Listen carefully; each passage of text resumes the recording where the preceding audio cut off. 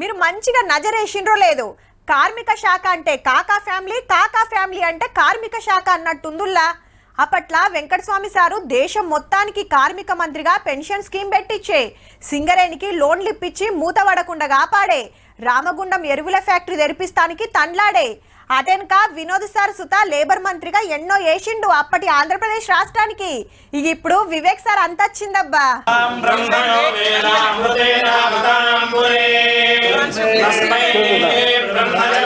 సచివాలయంలో పదవి బాధ్యతలు తీసుకున్నాడు వివేక్ వెంకటస్వామి సారు. పూజలు, దీవెనార్తులు, కార్యకర్తలు, అభిమానుల నడుమ జిమ్మెదారు తీసుకొని కుర్చీలో కూకున్నాడు. ఇంటామె సరోజ మేడం బొట్టు పెట్టి దండేసింది.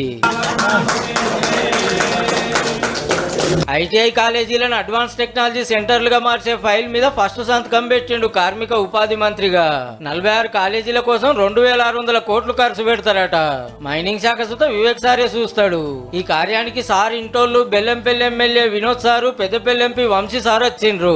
మంత్రులు, ఎంపీలు, ఎమ్మెల్యేలు, కార్పొరేషన్ల చైర్మన్లు, సీనియర్ లీడర్లు, కార్యకర్తలు, దళిత సంఘాలు, వివేక్ సార్ అభిమానులు శితం వచ్చి శుభాకాంక్షలు చెప్పిండ్రు.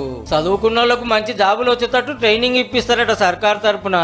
వాళ్ళకి ట్రైనింగ్ ఇచ్చినప్పుడు వారు మంచి స్కిల్డ్ నేర్చుకున్న తర్వాత ఎంప్లాయబిలిటీ పెరుగుతుంది. ఊబరు, ఓలా, జొమాటో, స్విగ్గీలో పనిచేస్తోళ్లకు మంచిగా పడతలు పడేటట్టు కొత్త చట్టం తెస్తారట చెప్పున్నే. ఇక చెన్నూరులో ఉసుక దందాన్ని బొందబెట్టిర్రు కదా, ఇక తెలంగాణ అంతటా అట్లనే చేస్తామన్నాడు మంత్రి వివేక్ సారు. శాండ్ ప్రజలకు తక్కువ ధరలో వచ్చే అవసరం ఉన్నది. దీంట్లో ఇల్లీగల్ శాండ్ మైనింగ్ ఏదైతే జరుగుతుందో దాంట్లో కంట్రోల్ చేసేది కూడా అవసరం ఉన్నది. అట్లనే సింగరేణి ముచ్చట సుతల్లో పెట్టిండు. తెలంగాణలో కూడా కొత్త గనులు రావాలి, కొత్త ఉద్యోగాలు రావాలి.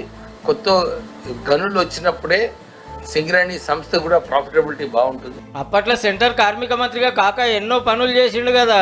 స్టేట్ల గదే శాఖకు మంత్రి అయిన వివేక్ సార్ నాయనతో వాళ్ళనే నడుస్తా అన్నాడు.